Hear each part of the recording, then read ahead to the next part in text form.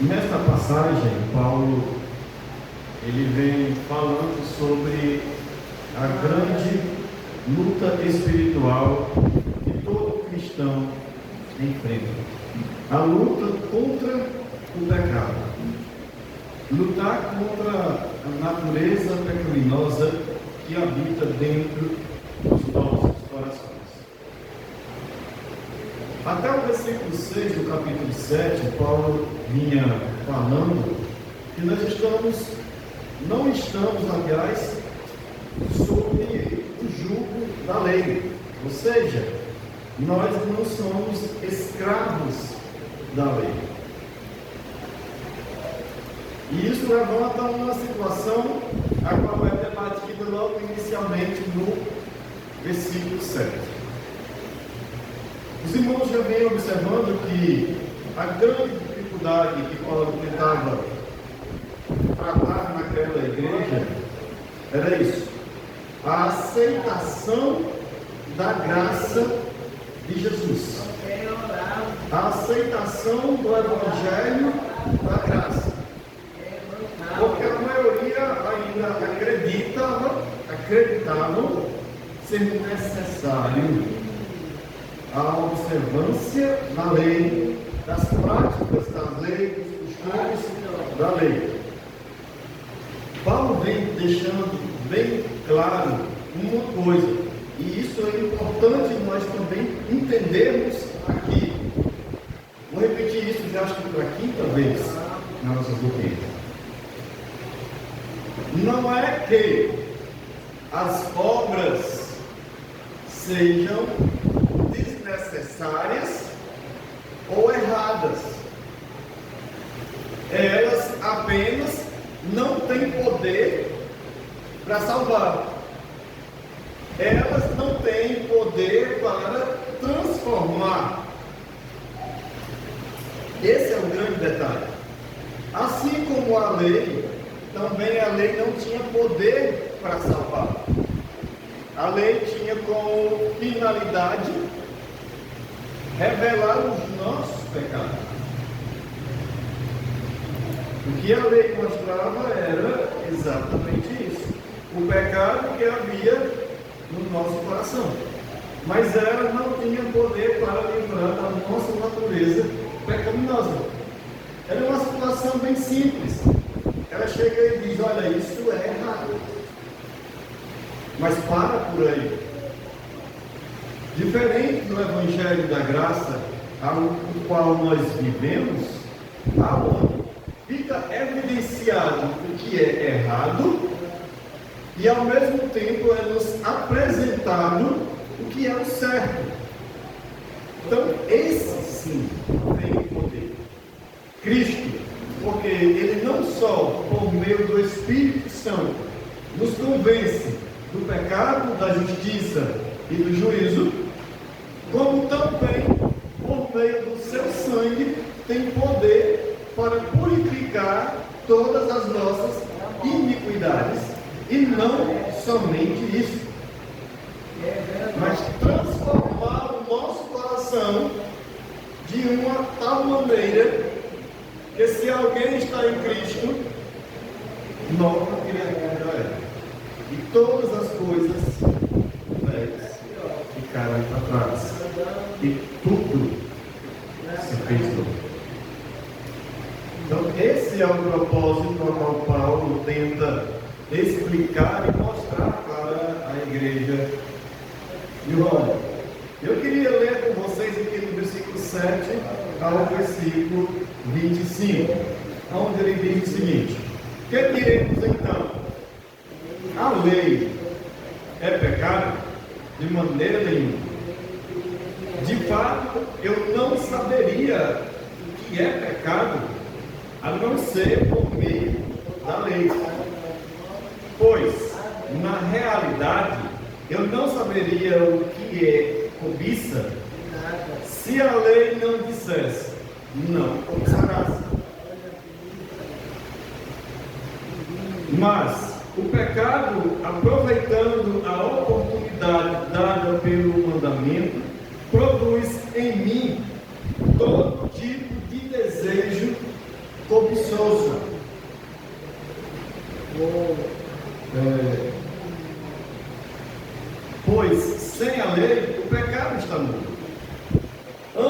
eu vivia sem lei, mas quando o mandamento veio, o pecado removeu e eu morri. Descobri que o próprio mandamento, destinado a produzir vida, na verdade, produz morte, ou produziu morte. Pois o pecado, aproveitando a oportunidade dada pelo mandamento, enganou-me por meio do mandamento e me matou. De fato, a lei é santa e o mandamento é santo, justo e bom. E então, o que é bom se tornou em morte para mim, de maneira nenhuma. Mas, para que o pecado se mostrasse como pecado, ele produziu morte em mim por meio do que era bom, de modo que, por meio do mandamento, ele se mostrasse extremamente pecaminoso. Sabemos que a lei é espiritual. Eu, contudo, não sou, pois fui vendido como um escravo ao pecado. Não entendo o que faço, pois não faço o que desejo, mas o que odeio. E se faço o que desejo, admito que a lei é boa. Nesse caso, não sou mais eu quem faz, mas o pecado que habita em mim. Sei que nada de bom habita em mim, isto é, em minha carne, porque tenho desejo de fazer o que é bom, mas não consigo realizá-lo, pois o que faço não é bem o que desejo, mas o mal que não quero fazer, esse continuo fazendo. Ora, se faço o que não quero, já não sou eu quem o faz, mas o pecado que habita em mim. Assim encontro esta lei que luta em mim. Quando quero fazer o bem, o mal está junto de mim. No íntimo do meu ser, tenho prazer na lei de Deus, mas vejo outra lei atuando nos membros do meu corpo, guerreando contra a lei da minha mente, tornando-me prisioneiro da lei do pecado, que atua em mim, que atua em meus membros. Miserável homem que sou, quem me libertará do corpo sujeito a esta morte?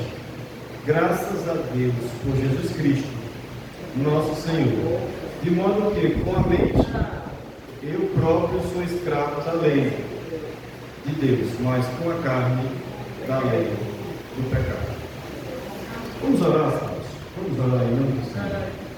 Querido Deus, este momento, Pai, diante da Tua palavra, suplicamos que haja, sim, ó Deus, a iluminação do Teu Espírito Santo, para compreendermos, Senhor, o propósito desta mensagem para os nossos corações, para entender quais os desígnios Tu tens, Senhor, a revelar a cada um de nós.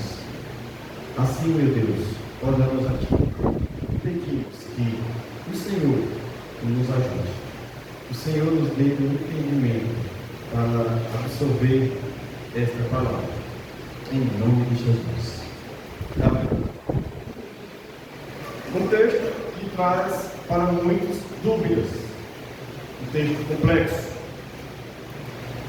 um texto onde Paulo ele expressa algo que, quando você escuta um homem de Deus como Paulo, falando de uma batalha espiritual tão intensa como essa, o que nós encontramos aqui é exatamente isso. Para apresentar o que ele queria para os irmãos, ele agora usa a sua própria vida como exemplo. E isso é algo extraordinário. Quando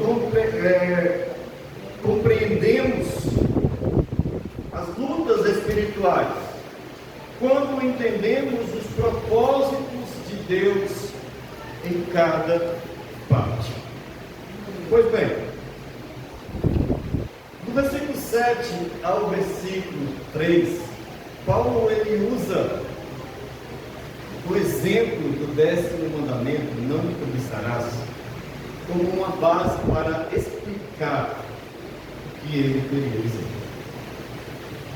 De uma forma bem simples, ele está dizendo o seguinte: se você não conhece, se você não tivesse um entendimento do que era certo e do que era errado, você não saberia o que era pecado e viveria ainda na sombra da ignorância.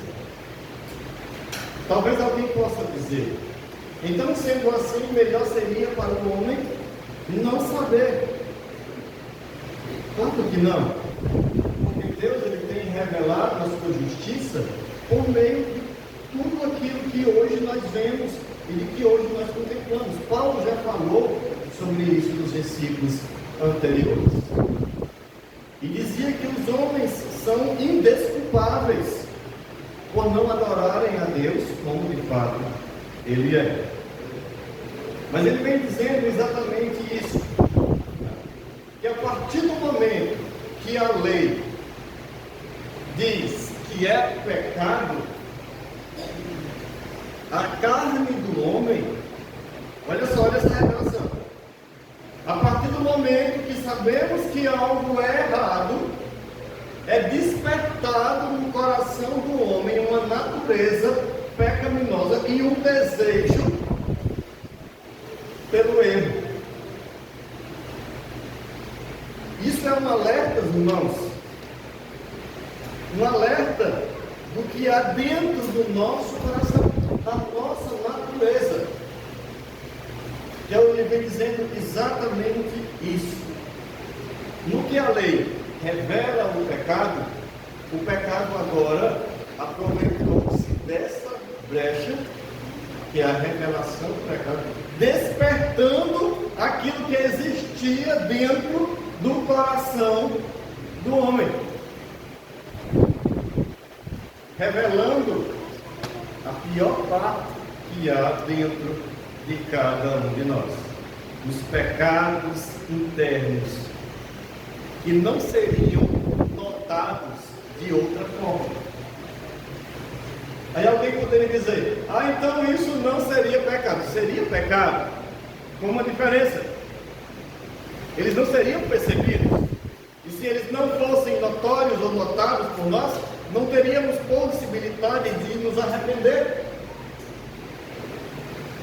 Então, quando ele vem dizendo: olha, a lei é boa, nesse sentido, porque a revelação dos nossos pecados é bom. Conhecer as nossas fragilidades é bom. Conhecer nossas fraquezas é maravilhoso, porque nos dá agora uma oportunidade para nos tratarmos diante de Deus. Porque é muito bom você viver num padrão de vida onde tudo está certo, onde nada é confrontado, onde tudo está ok, onde nada é pecado. Porque, se, por exemplo, eu cito isso como um exemplo a vocês, a maioria das pessoas hoje entende como pecado o que seria pecado para a maioria das pessoas que vivem ainda na escuridão da ignorância da palavra de Deus. O que seria pecado? Matar, roubar, enganar os outros e por aí. Fora disso, está tudo bem. Não estou infringindo a lei, está tudo bem. Só que a palavra, ela revela outra coisa. Ela revela que o pecado vai muito além disso. E Paulo vem mostrando isso para os irmãos de Roma. Que o propósito da lei era exatamente isso: para dar uma luz aos nossos pecados. E ele vem dizendo: quando isso acontece, aquele pecado que antes estava dormindo no meu coração, ele é agora externado. Ele se manifesta trazendo à tona a pior parte que há em nós. E daí inicia-se essa batalha espiritual, aonde o homem agora passa a ter um conflito, onde antes não existia. Vou tentar explicar para vocês de uma forma mais simples. Quantos de vocês que estão aqui começaram a enfrentar dificuldades depois que visitaram a igreja pela primeira vez? Quando eu não vinha à igreja, eu não tinha determinados problemas. Depois que eu vim para a igreja, começou a aparecer alguns problemas. Acho que essa é uma situação muito comum na vida de todos os cristãos. A partir do momento que ele começa a conhecer a palavra, começa a surgir uma nova realidade de vida, porque aqueles pecados que antes não eram pecado, agora são pecados. E na sua concepção espiritual, você não pode mais compactuar com pecados, mas aquilo era uma conduta normal da sua vida, que de um dia para o outro passou a ser pecado. Vocês estão entendendo isso, gente? E daí inicia esse conflito espiritual, a batalha espiritual. E qual a importância de entendermos isso? A importância é que devemos travar as nossas lutas. Muitos têm desistido no meio do caminho porque pensam que não são bons o suficiente para Jesus. E sabe de uma coisa? Não são mesmo. Por isso é que a salvação vem pela graça. Não há nenhum bom. Não existe um bom. Né? A lei, ela aponta as evidências dos males que há na nossa vida. A graça do Senhor, ela cura. Portanto, a recomendação é para que não descanse na lei. No nosso caso, nós não estamos pela lei, claro. Mas nós temos um segmento muito parecido com esse. O confiar nas nossas obras. O confiar nas nossas ações. E achar que determinadas atitudes determinam que eu sou um bom cristão. Porque eu não sou assim, porque eu não sou assado. Porque eu não faço isso, ou porque eu não faço aquilo. Nada disso o credencia como um bom cristão. O que credencia como um bom cristão é o coração alcançado pela graça do Senhor Jesus. O coração alcançado pela graça de Cristo. O coração que entende que ele não é bom. Acho que não sei se vocês conseguiram entender isso. Eu não sou bom por fazer boas coisas. Eu serei bom a partir do momento que eu entender que eu não sou bom. E o que há de bom em mim vem do Senhor. E o propósito da lei é justamente isso, evidenciar isso. Olha, você não é bom. Mas aí vem Cristo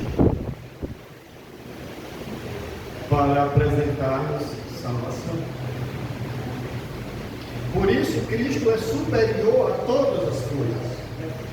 Por isso Ele é superior à lei. Por isso Ele é superior aos profetas. Por isso Ele é superior aos sacerdotes. Hebreus ele fala sobre isso de uma forma incrível. Quando você vai ler o livro de Hebreus, ali partindo do capítulo 1, ele já vai dizendo isso, que Cristo é superior a tudo. Porque Cristo é exatamente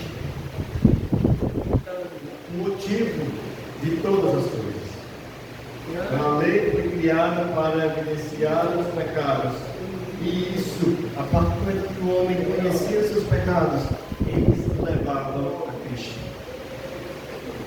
O propósito é esse: mostrar que você é um pecador e apresentar Cristo como a solução para o seu pecado. E esta evidência, irmãos, fica muito nítida na batalha espiritual. A luta espiritual que todos enfrentamos. Quando você vai vendo aí, a partir do versículo 14, Paulo começa a falar sobre isso. Ele começa a falar da incapacidade da carne. Por mais que você queira fazer o que é certo, se você depende apenas ou confia apenas na sua vontade, certamente você vai fracassar. Porque a natureza humana, ela também é uma natureza carnal. E muitas vezes Paulo usa a sua vida como exemplo, dizendo: olha, muitas vezes eu queria fazer o bem, mas não fazia o bem. E o mal que eu não queria, eu fazia. E a fragilidade da carne é uma porta aberta para o pecado. Os desejos carnais, eles são uma porta aberta para o pecado. Porque existe dentro de cada um a inclinação natural do pecado.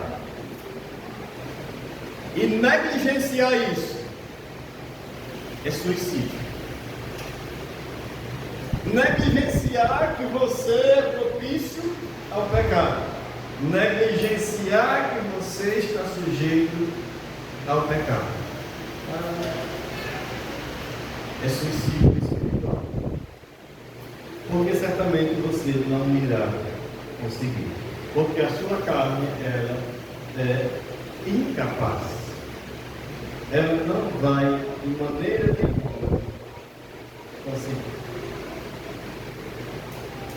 Sem Jesus, ela não vai conseguir. Esta incapacidade, por muitas vezes, ela traz frustrações. Porque não existe uma sensação pior do que você se decepcionar consigo mesmo. É terrível quando você promete para si próprio: eu vou fazer isso. E quando chega no momento, não faz. Quantos, no dia 1º de janeiro, se comprometeram em ler a Bíblia? Esse ano, durante o ano todo, eu vou ler a Bíblia toda. Mas já quebraram a parte do dia 3.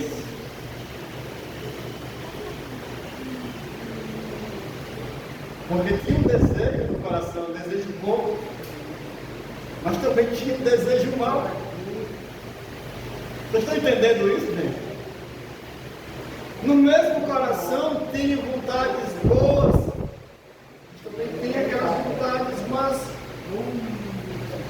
E o Deus pode deixar isso claro, porque ele acaba praticando o mal que detesta, ao invés de praticar o bem que quer.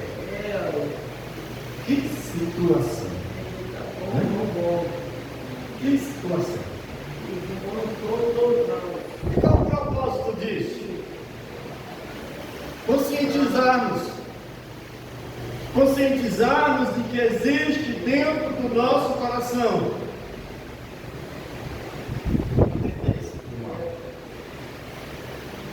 conscientizarmos que existe uma tendência ao pecado. E ele fala ao pecado que habita em nós.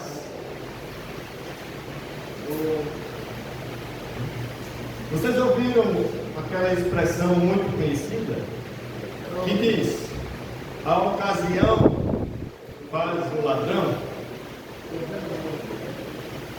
A ocasião, no máximo, ela desperta o ladrão. O que nós não entendemos muitas vezes é que o ladrão está dentro do nosso coração. O que nós não entendemos muitas vezes é que o pecado está dentro do nosso coração. Ele habita em nós, agindo contra a nossa vontade regenerada, agindo contra a nossa nova natureza.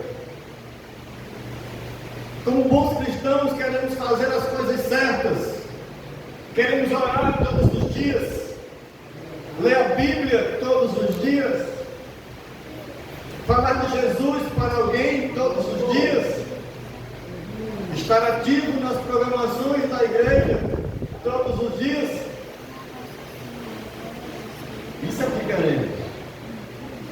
E o que fazemos? Aí você vai perguntar, qual é a dificuldade para fazer? Nem você mesmo vai saber por que você não fez o que você queria fazer. O pecado que habita no coração do homem, ele tem essa força de atuar contra a nossa vontade. Isso faz de nós algum tipo de vítima? De maneira nenhuma. De maneira nenhuma. Pelo contrário. Só evidencia ainda mais o quão pecadores nós somos. Só evidencia ainda mais a nossa fragilidade, irmãos. Não é uma vítima. Lembre-se que já foi dito que o pecado não tinha mais domínio sobre a nossa vida. Então, nós não somos vítimas. Ali é apenas o que habita dentro de nós. Essa vontade dupla, a de fazer o que é certo e a de fazer o que é errado. Todo mundo enfrenta isso. Porque todo ser humano ele tem tanto uma natureza espiritual, como ele tem também uma natureza carnal. E a Bíblia diz que uma natureza luta contra a outra. E as duas elas se opõem entre si. Uma tende para as coisas da carne e a outra tende para as coisas do Espírito. Como cada uma vai se manifestar, aí é uma situação individual de cada um. Como vai ser essa batalha espiritual na sua vida, eu não sei. Eu não sei. O que eu espero que aconteça é o mesmo que aconteceu com o apóstolo Paulo. Quando ele fala: ora, se faço o que tu queres, já não sou eu quem faço, mas o pecado que habita em mim. Assim encontro esta lei que atua em mim quando quero fazer o bem. Quando quero fazer o bem, o mal está junto de mim. E ele vai continuando dizendo que não existe nele nada de bom, senão aquilo que vem do Senhor. Qual é o propósito disso? Exatamente isso. Mostrar para cada um de nós que, embora no nosso coração exista um desejo de agradar a Deus, também existe um desejo de agradar a carne. E é justamente a dificuldade que temos de executar executar o desejo de agradar a Deus. Essa luta contra a carne, a natureza caída, a guerra interna que existe nos nossos corações, que tira a alegria de tanta gente, que entristece tantas pessoas, pessoas que amam a Deus, pessoas que têm no seu coração o desejo de agradar a Deus, pessoas que de fato se arrependeram de seus pecados, bons cristãos, mas que são vítimas, entre aspas, digamos assim, de suas próprias vontades, e que lutam amplamente contra isso, e que lutam para não ser escravizados pelas suas próprias vontades. Porque a partir do momento que eu faço as minhas vontades, lembra-se que já falamos anteriormente aqui, que é quando alguém obedece ou faz a vontade do pecado, se torna voluntariamente escravo do pecado. Romanos, como já falou isso nos capítulos anteriores. Devemos então fazer o quê? Qual a solução para isso? Qual é o único que tem poder para perdoar os nossos pecados? Qual é o único que tem poder para nos purificar de todas as iniquidades? Jesus. Diante disso, Paulo ele finaliza esse texto mostrando isso. Olha, vocês viram aqui o meu exemplo. Mas agora, ele finaliza no versículo 24. Miserável homem que sou. E aqui é o grande propósito. Você entender a sua real condição. Miserável homem que sou. Quem me libertará do corpo sujeito a esta morte? Ali Paulo ele está se rendendo completamente ao Senhor. E ali ele se entrega ao Senhor. E ali ele diz: Senhor, eu não tenho forças. Senhor, eu não consigo. Senhor, eu não posso. Nesse momento acontece aquilo que o Senhor espera de todos nós. E haja uma entrega das nossas vidas a Ele. E aí quer dizer que nós estamos livres das lutas? Não. Mas estamos conscientes que as nossas vitórias, elas virão em Cristo. Elas nunca serão do nosso próprio esforço. Elas nunca serão da nossa própria capacidade. Elas sempre virão de Cristo. Graças a Deus por Jesus Cristo, nosso Senhor. A libertação e a vitória vêm do Senhor Jesus. Por mais que enfrentamos lutas, por mais que enfrentamos dificuldades, por mais que travamos batalhas contra a nossa natureza, irmãos, Cristo nos dá sempre a vitória. Cristo, ele sempre concede ao homem a libertação do pecado. Porque esse foi o propósito para isso.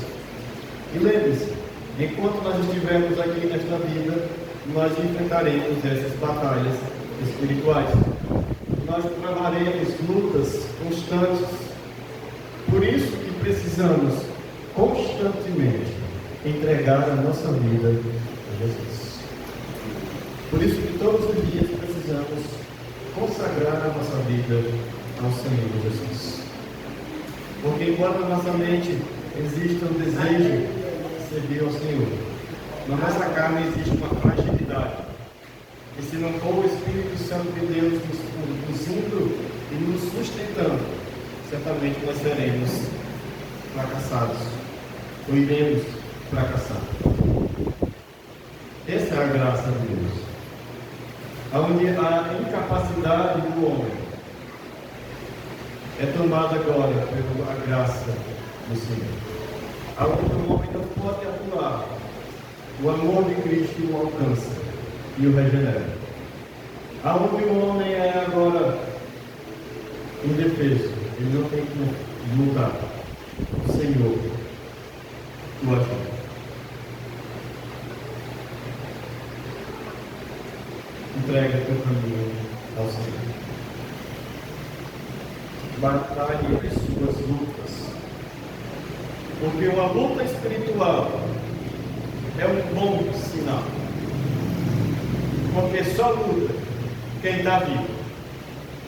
Amém? Só luta quem está vivo. Só tem batalha espiritual o cristão que tem o Espírito Santo. Se não luta, se não tem lutas, se não tem batalhas, é porque não tem vida ali, exatamente. Mas enquanto houver vida, haverá lutas espirituais. Mortos não lutam. Quem luta são os vivos. Então que Deus nos ajude, que Deus tenha misericórdia, para que cada dia mais possamos viver nesta dependência do Senhor. E lutando. Porque enquanto nós estivermos lutando, é sinal de que nós estamos vivos. Você diz, pastor, até quando vai durar essas lutas? Até o dia que o Senhor Jesus voltar para levar a sua igreja com ele. Não sei se essa luta, eu espero sinceramente que não seja a mesma luta. Eu espero que o Senhor nos conceda a graça de vencer essa batalha. Mas com certeza virão outras. E virão outras. E outras. E assim será até o dia do retorno triunfal de Cristo Jesus. Porque enquanto estivermos vivos, estaremos lutando. Amém?